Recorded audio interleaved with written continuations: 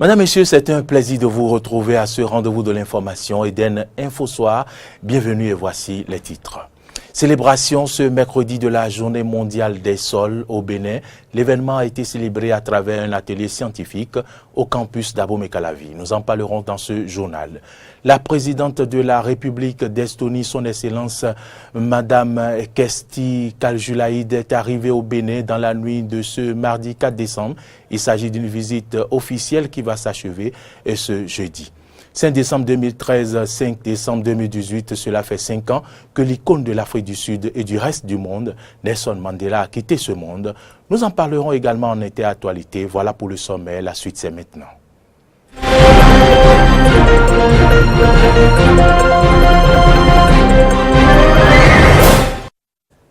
Bienvenue donc à toutes et à tous et merci de votre fidélité. La communauté internationale a célébré ce mercredi 5 décembre la Journée mondiale des sols. Au Bénin, l'événement a été célébré au campus d'Abomey-Calavi à l'amphi Idriss Déby au cours d'un atelier scientifique sur les sols au Bénin. Cette rencontre de 2 jours a réuni des enseignants-chercheurs, les membres du comité national de lutte contre la désertification et les partenaires techniques et financiers. Les travaux portent sur les thématiques liées à la dégradation et à la réhabilitation des sols. Notons que le thème de cette journée est pollution des sols, soyez la solution. Nous y reviendrons dans nos prochaines éditions avec Corneille Haïssé. Sur invitation du chef de l'État, Patrice Talon, Kersti Kaljulaid, présidente de la République d'Estonie, a effectué depuis ce mardi plutôt au 4 décembre 2018 une visite officielle au Bénin. En visite de travail de 112 heures, la présidente de l'Estonie a été reçue dans la matinée de ce mercredi au Palais de la Marina par le président Patrice Talon.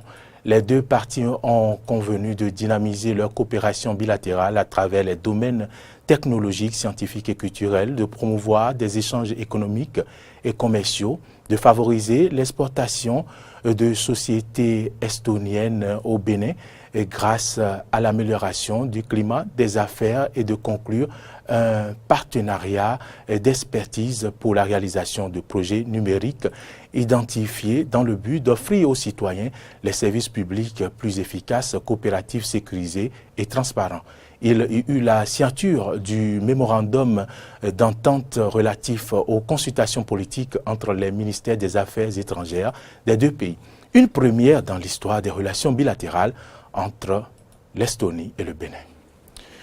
Le Japon va célébrer le 23 décembre la fête nationale du Japon, également appelée anniversaire de l'empereur au Bénin. L'ambassade du Japon compte célébrer l'événement ce vendredi 7 décembre 2018. En prélude à cette fête, Kiyofumi Konishi, ambassadeur extraordinaire et plénipotentiaire du Bénin, plénipotentiaire du Japon bien sûr au Bénin, a donné une conférence de presse ce 5 décembre pour présenter les réalisations de son pays au Bénin. Reportage Carnot François Ngbelenito, Fiacre Voiton.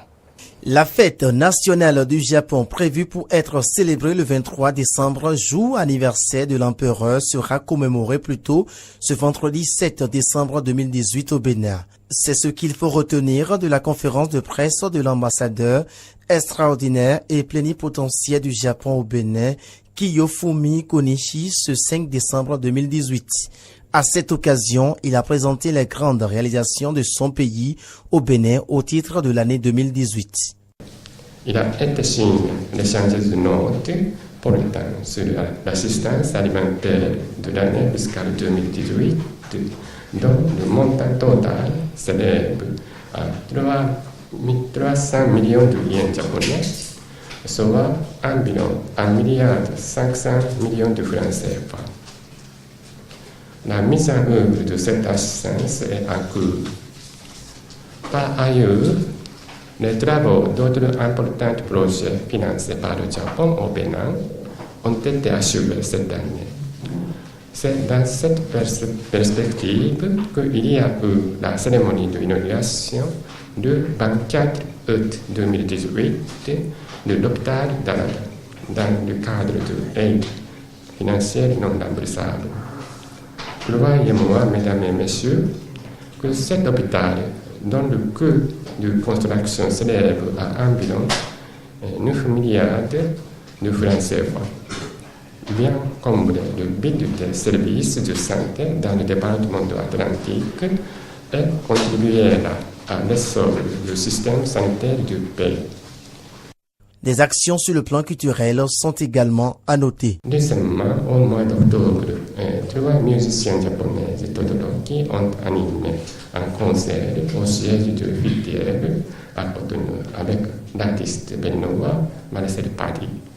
Ce même siège de Vitièvre a abrité 5 séances de projection de films japonais au cours de l'année 2018, avec la participation d'environ 300 enfants divers spectacles au total. Nous avons également œuvré pour la promotion et une meilleure visibilité du savoir-faire du Japon en 2018. 5 étudiantes béninois bénéficiaires d'une bourse japonaise séjournent actuellement au Japon afin de renforcer leurs capacités. Ces réalisations du Japon au Bénin ne sont pas exhaustives et Tokyo prévoit d'autres actions pour impacter le développement socio-économique du Bénin. Le pays s'est engagé à examiner la faisabilité et le plan directeur du projet de construction d'un échangeur au niveau du carrefour devant CFAO à Vedoko afin d'assurer la fluidité de la circulation. Une mission sera envoyée en janvier 2019 à Cotonou afin d'études de faisabilité. Faire du bénévolat ou du volontariat, vous le savez, c'est consacrer son temps libre, son énergie et ses compétences au service d'une communauté, d'une cause. Eh bien, ce 5 décembre, c'est la journée mondiale du bénévolat. Objectif, célébrer tous ces bénévoles à travers le monde qui agissent en faveur du développement économique et social, mais aussi mettre en avant le rôle joué par les associations qui s'efforcent de répondre aux divers besoins sociaux. Et ces jeunes en question, que pensent-ils du bénévolat? Carnot François Oumbele-Rinton leur a posé la question. Suivez. Le bénévolat, c'est quand même exercer quelque chose, n'est-ce pas, dans une société ou, c'est pas, dans une entreprise sans être rémunéré, en quelque sorte. C'est vrai, vous aurez à travailler, on ne vous paie rien, vous travaillez, mais arrivé à un moment donné, ça va donner quelque chose. Et vous aussi, dès que ça va donner, vous allez forcément oublier les péripéties, les difficultés que vous avez eu à vivre par le passé. Il faut se sacrifier, dit-on, comme beaucoup de gens se sont sacrifiés. Ce n'est pas l'argent qui fait le bonheur. Il faut beaucoup faire pour son pays, pour attendre beaucoup de choses aussi de son pays ici, car le développement du pays ne se fait pas par seule personne, c'est pour tout le peuple. Donc je peux le faire facilement aussi. Et en travaillant ensemble, on va se créer des liens d'amitié entre nous et ça aussi, c'est une bonne chose. Je conseillerais à mes camarades étudiants de bien vouloir faire le bénévolat parce que ça leur permettra de gagner plus en expérience. C'est une façon d'acquérir de l'expérience en fait. Bon, parce que en toute chose on acquiert de l'expérience. Donc selon moi, si c'est une chose, bon, si ce qu'on me demande de faire, ça va me rapporter de l'expérience, quelque chose que je ne connais pas. Parce que tout ça là, c'est de la découverte aussi. Donc si ça va m'apporter quelque chose, pourquoi pas? Ce n'est plus un secret. Interrogé à la veille de chaque nouvelle année, le phare a révélé dans la matinée du samedi dernier l'ossature de l'année 2019. Les signes apparus annoncent une année 2019 comme prospère et apaisée. Comment les citoyens ont-ils accueilli les interprétations du phare? Élément de réponse dans ces propos recueillis par la rédaction. Comme l'a dit nos aïeux, le phare ne ment jamais. Et le TOFA de 2019 a prédit que l'année 2019 sera une année heureuse pour tout le monde. Pour ceux du côté du pouvoir et ceux du côté de l'opposition. Si ceux qui souffraient en temps là auront de quoi dire en 2019. C'est-à-dire qu'en 2019, ceux qui se battaient vont gagner la bataille. Donc sincèrement, en 2019, même si tu es de l'opposition, l'année 2019 est là, c'est une année de joie. Selon moi, c'est ce que le FA a dit. Puisque ceux qui souffraient dans le pays, en 2019, ils auront la paix du cœur. C'est-à-dire qu'en 2019, précisément en mars, le FA va nous délivrer. Je pense que ce que Tofa est en train de dire comme ça, oh non, je ne voudrais pas espérer. D'abord, en anglais, on dit wait and see. Je voudrais voir d'abord ce que le Tofa est en train de dire, que je voudrais commencer par faire propagande. Moi, maintenant, je ne voudrais pas aller faire beaucoup de propagande. Le Tofa 2019, à ce qui paraît, a donné un très bon présage parce que j'ai suivi sur les réseaux sociaux les retombées du professeur David Kofi Aza. Je peux dire que cela me donne un sentiment de satisfaction puisque le Béninois lambda, durant déjà que le chef de l'État aussi a promis au fait de 2 années de serrage de ceinture. Donc, étant donné que le FA a présagé maintenant, le FA a prédit que la norme changera, je ne peux que dire que j'espère, parce que je crois en la chose. Je suis béninois et puis c'est déjà une chose à laquelle je crois. Donc je peux dire que cela donnera de très bons présages. Tout ce que le Tofa a dit, c'est réel. Le Tofa dit, sur le plan culturel, politique, tout ira bien, mais sur le plan économique, ça ne va pas. Effectivement, là, je vois mal comment l'économie béninoise pourra prendre de l'envol. Alors, il faudra que ce que le Tofa a dit au président Talon, si Talon veut la paix, il doit revenir sur sa décision. Essayer de s'entendre avec la vieille classe politique, c'est-à-dire s'entendre avec le président Yaïboni, s'entendre avec le président Nicéphore Soglo et fumer le calumet de la paix avec Sébastien Diavon, avec Lionel Zinsou, avec les Aniabossou.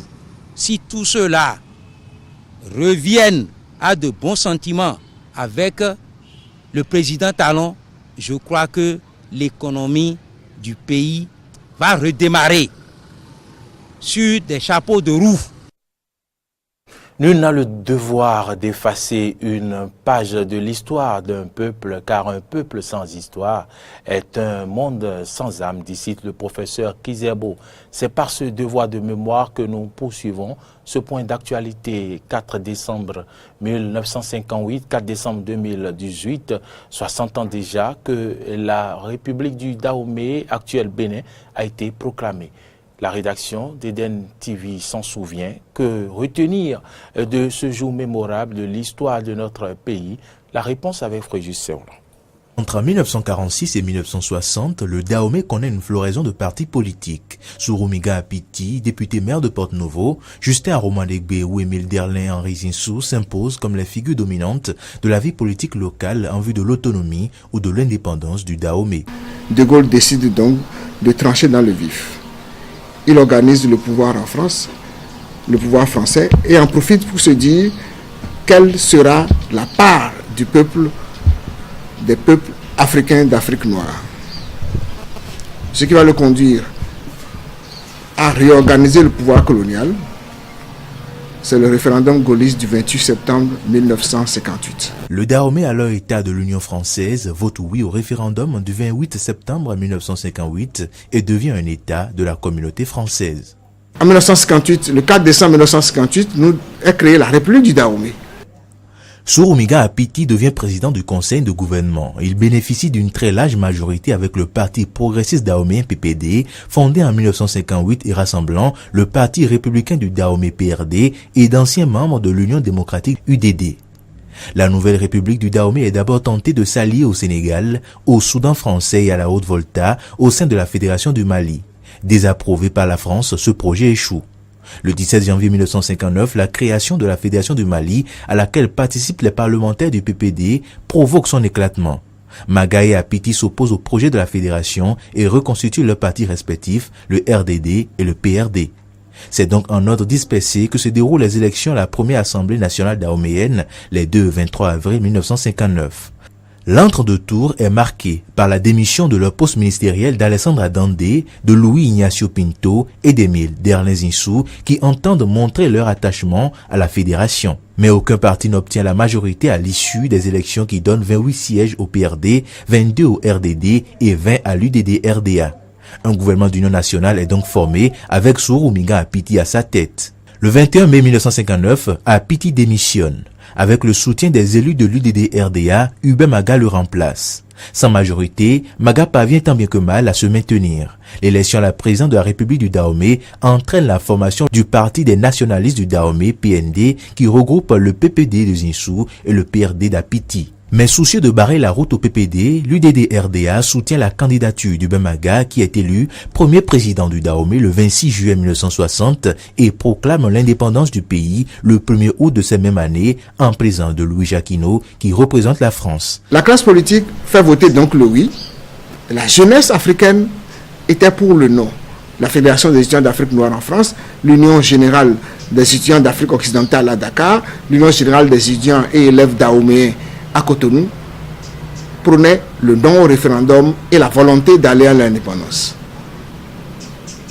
De Mol se dit, si je ne me mets pas dans le mouvement, c'est la classe politique qui va être détruite. Et à partir de ce moment-là, c'est nous qui perdons, puisque nous serons contraints à aller à l'indépendance. Après être devenu une république le 4 décembre 1958, puis indépendant le 1er août 1960, le Dahomey obtint le 22 septembre son siège à l'Organisation des Nations Unies. Sa première constitution est approuvée par l'Assemblée constituante le 25 novembre 1960. Autre registre, l'école primaire publique EPP Zekamen de Golo-Djibé est confrontée à un sérieux problème de manque d'enseignants. Comment les élèves font-ils face à une telle situation en pleine année scolaire?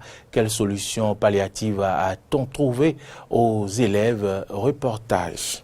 Le vendredi 2 novembre 2018, la Confédération syndicale des travailleurs du Bénin, CSTB, s'évertuait à présenter l'état de l'école béninoise à la presse. Parmi les problèmes dénoncés à cette date figurait le manque créa d'enseignants. Un tour sur le terrain nous a permis de toucher du doigt cette réalité.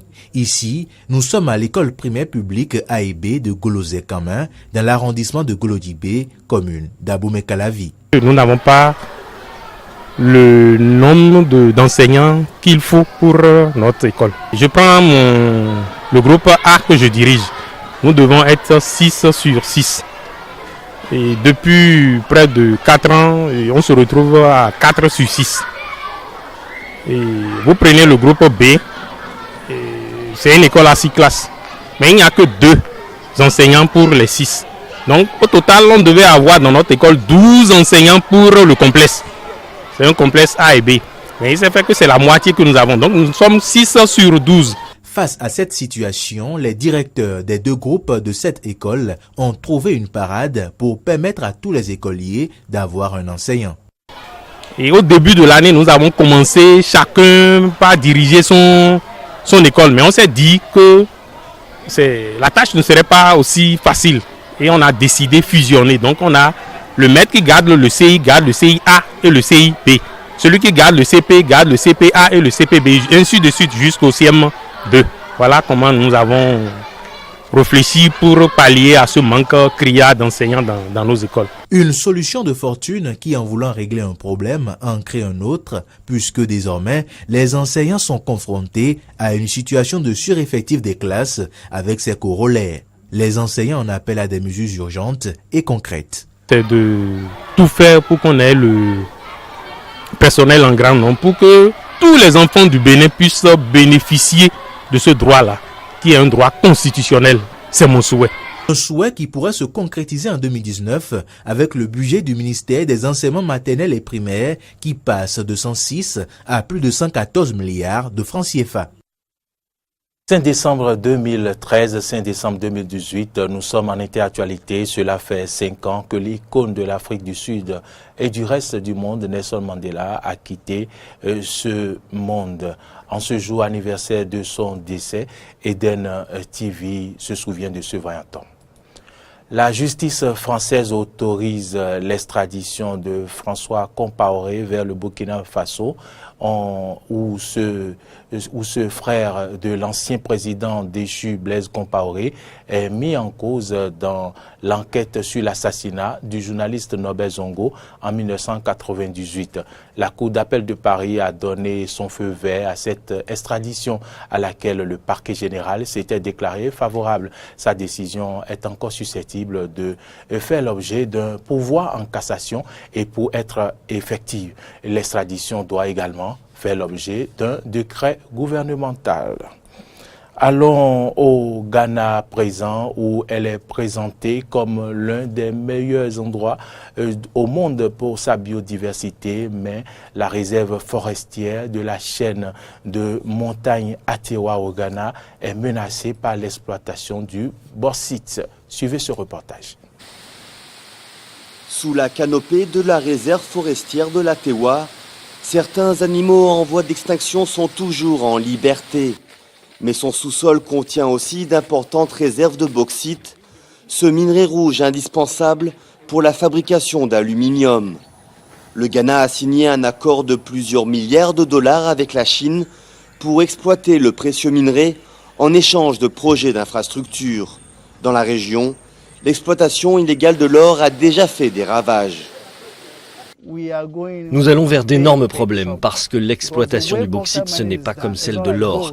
Avec l'or, vous pouvez extraire le sable, le garder et remplir de nouveau la mine. Avec le bauxite, on enlève la totalité du sol et donc la forêt avec. Les défenseurs de l'environnement affirment qu'une pollution des 3 fleuves qui prennent leur source dans la forêt pourrait toucher des millions de personnes en aval, y compris dans la capitale Accra.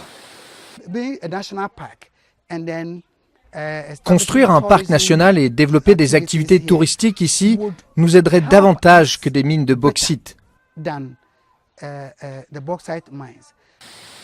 Les prospecteurs de minerais d'aluminium sont arrivés dans la région il y a plus de 10 ans et les forages d'exploration ont été abandonnés. La reprise des activités minières ravive la méfiance des habitants.